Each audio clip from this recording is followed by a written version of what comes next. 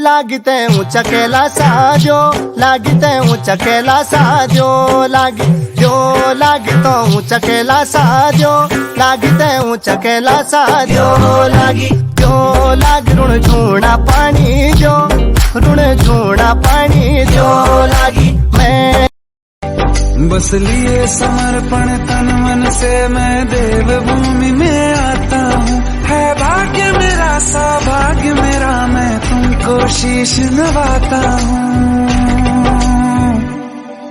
मैं तुमको शीश नवाता हूँ और धन्य धन्य हो जाता हूँ।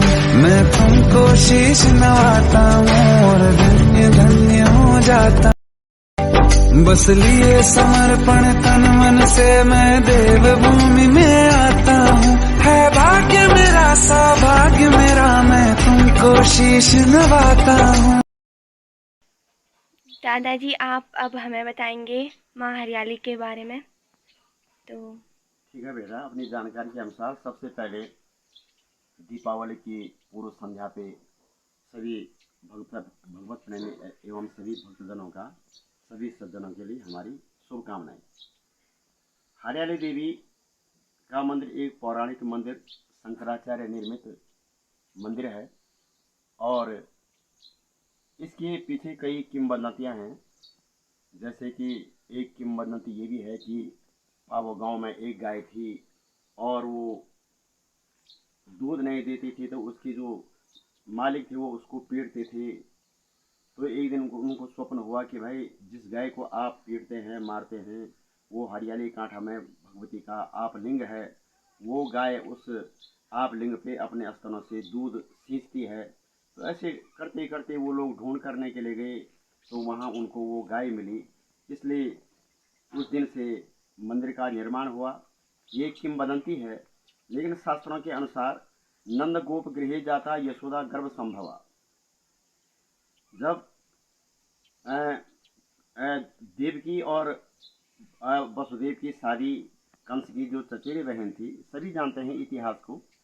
देवी भागवत की एक कथा के अनुसार कि जब जिस बहन को कंस लाड़ प्यार के साथ में विदाई कर रहा था, तभी कंस के लिए आकाशवाणी हुई, हे कंस, जिस बहन को तुम इतने लाड़ प्यार के साथ में इस समय विदाई दे रहे हैं, उसी के 8वें गर्भ से तुम्हारी मृत्यु होगी। ऐसा जान करके जब कंस अपनी बहन को मारने लगा, सभी जानते हैं देवी भागवत की एक कथा के अनुसार, तो कंस अपनी बहन को मारने के लिए उतारू हो गया कि अगर बहन ही नहीं रहेगी तो इसका 8वां गर्भ भी कहाँ से होगा। तो वसुदेव के अनुनय विनय करने पर ये हुआ कि जितने भी देवकी के गर्भजन्य बालक जो होंगे, हम आपको कंस को माने सपुर्द कर देंगे। तो ऐसे करते करते करते जो 8वां गर्भ था, तो उस 8वें गर्भ को छुपाने के लिए वसुदेव श्री कृष्ण को गोकुल में नंद बाबा के यहाँ ले गए और वहाँ से जो नंद बाबा के यहाँ यशोदा के गर्भ से जो उत्पन्न योग माया के स्वरूप में उत्पन्न जो बालिका थी, उसको माने मथुरा में लाए। और कंस उस 8वें गर्भ बालक को जैसे ही पृथ्वी पे पटकने लगा, तो वही बालिका योग माया स्वरूप आकाशवाणी कर गई, हे कंस, जिस भय से तुम मुझे मार रहे हैं, तो वह 8वां गर्भ उत्पन्न हो गया है, अथवा तुम्हारा काल पैदा हो गया, तुमको मारने वाला जो है पैदा हो गया है। कि ऐसी आकाशवाणी करते हुए वह योग माया आकाश मार्ग पे हरि पहाड़ पे अवस्थित हो गई। हरि पहाड़ हरि जायते इति हरियाली, जो हरि पहाड़ पे निवास करती है उसका नाम हरियाली है। महायोग माया का, दुर्गा का एक स्वरूप हरियाली है लोकल भाषा में। तो यहाँ विशेष करके 2 बार पर्व मनाए जाते हैं। एक तो नवमी का मेला मनाया जाता है, क्योंकि श्री कृष्ण जन्माष्टमी भादों के महीने में आती है और श्री कृष्ण जन्माष्टमी को श्री कृष्ण का जन्म हुआ था। तो जब तक श्री कृष्ण को छुपाने के लिए नंद बाबा के यहाँ ले गई और वहाँ से उस नवजात कन्या को कंस के पास सपुर्द करने के लिए आए, तब तक नवमी की तिथि प्रारंभ हो चुकी थी। और इसीलिए हमेशा जो आदि योग माया का जो आदि मंदिर हरियाली कांठा में है, दैनिक पूजा के लिए रसोली गांव में अवस्थित है और दैनिक पूजा जसोली गांव में माने हरियाली माता की होती है। तो इसलिए यहाँ नवमी का मेला मनाया जाता है, क्योंकि तब तक नवमी की तिथि लग गई थी, इसलिए भादों के महीने श्री कृष्ण जन्माष्टमी के दूसरे दिन नवमी का मेला लगता है। अब तो पर्यटक विभाग के द्वारा भी त्रिदिवसीय मेला संपन्न होता है। ये कोरोना काल में 1-2 सालों से खैर नहीं हुआ था, लेकिन अब जैसे भी होगा। दूसरे में इस विषय में जैसे कि एक अब यमदेव के लिए धनतेरस के लिए ये डोली जो है हरियाल में जाती है। इसके पीछे भी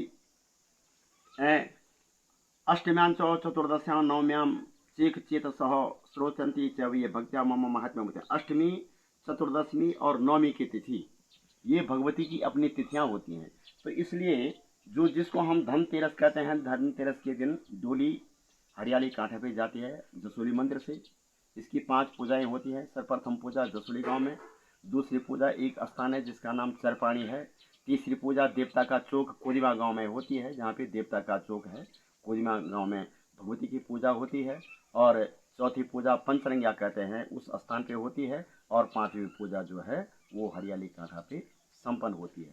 तो इस प्रकार से एक ही रात्रि में 5 बसेरा करके डोली जो है प्रातःकाल जसोली गांव से और हरियाली कांठा में पहुंचती है, और वैदिक रीति रिवाज के अनुसार वहाँ हवन होता है। देवी की षोडशोपचार से श्री सूक्त से पूजा होती है, और चतुर्दशी के दिन लगभग डोली माने हरियाल से और जसोली गांव में माने लगभग 1 बजे तक पहुंच जाती है। तो इसकी भी अपनी अपनी व्यवस्थाएं हैं। जैसे अगर महायज्ञ होता है तो इसके भी 4 वर्ण हैं, 2 चरण जो है वो जसोली गांव के पास निश्चित हैं, एक पुजारी वर्ण और दूसरा पाठार्थी पंचांग वर्ण। और जब महायज्ञ होता है तो इसमें मैकोटी वाले ब्राह्मणों का भी कुछ भाग होता है आचार्य वर्ण में, और कांडा सिंतुले के ब्राह्मणों का। इसी प्रकार से 4 वर्ण यजमानों के भी होते हैं। कोजिमा के विष्ट लोग डोली को ले जाने में अपनी भूमिका निभाते हैं, और इसके बाद निजी लोग पल्ला कोजिमा के जो हैं वो जो देवी के बर्तन इत्यादि हैं, डोली कंडी, उसको ले जाते हैं। और ये पावो गांव वाले भगवती की डोली लेने के काफ़ी आधा रास्ता तक वो भी आते हैं, और जो बंगारी रावत हैं उनके हाथ से गाय दान और यज्ञ यहाँ जसोली मंदिर में संपन्न होता है। वैसे ये मंदिर जो है, ये देवी जो है 4-5 पट्टियों की है।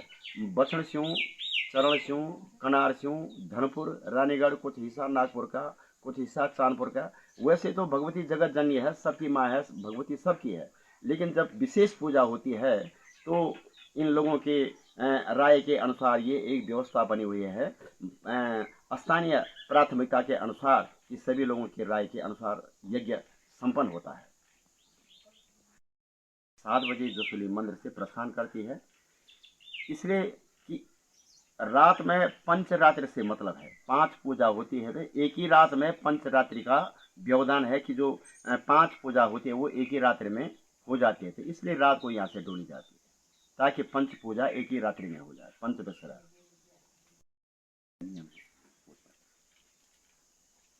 तो दादाजी, जो हरियाली मंदिर जाना चाहते होंगे भक्त लोग, तो उनके लिए क्या क्या नियम है?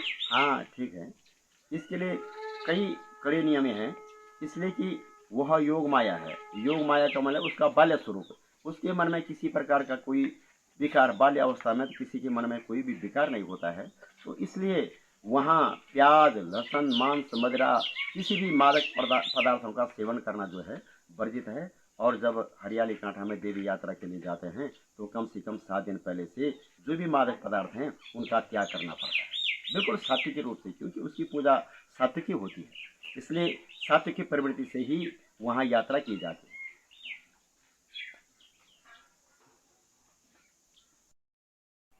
तो दादा, हरियाली मंदिर में लड़कियां नहीं जाती ऊपर कांठा में, इसका कुछ कारण? वैसे इसके पीछे कोई शास्त्रीय प्रमाण नहीं है, लेकिन ये यहाँ की एक प्रथा है।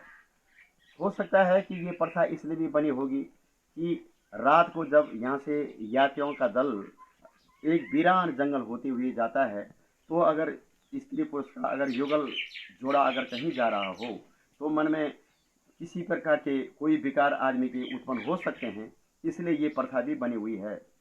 इसलिए वैसे तो भगवती जो है अपने में स्त्री है, योग माया है, सबकी जननी है, माता है।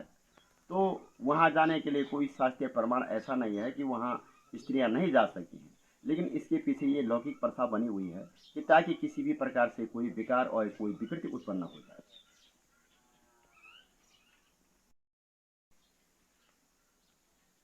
आदरणीय भगवत प्रेमियों एवं आदरणीय सज्जनों, संभ्रांत जनता, मैं सबसे यही निवेदन करता हूँ कि हरि अनंत, हरि कथा अनंता।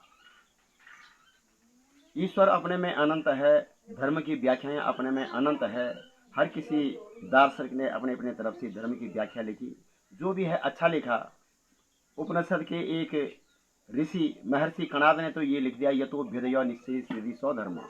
यह लौकिक अभिधेय के साथ में जो परोक्ष के लिए भी कल्याणकारी होता है, उसके लिए धर्म कहते हैं। तो इसलिए इस भगवती के प्रति लोगों की बहुत विशेष आस्थाएं हैं और मनोकामनाएं पूर्ण होती हैं। जो भी भगवती एकाग्रचित होकर के आस्था से इस भगवती के मंदिर में आता है, तो ऐसी मान्यता है कि भगवती उसकी मनोकामनाएं पूर्ण कर देते हैं। लेकिन सभी लोगों से निवेदन है कि अवश्य आएँ और भगवती के दर्शन करें, यात्रा में भी सम्मिलित होएं।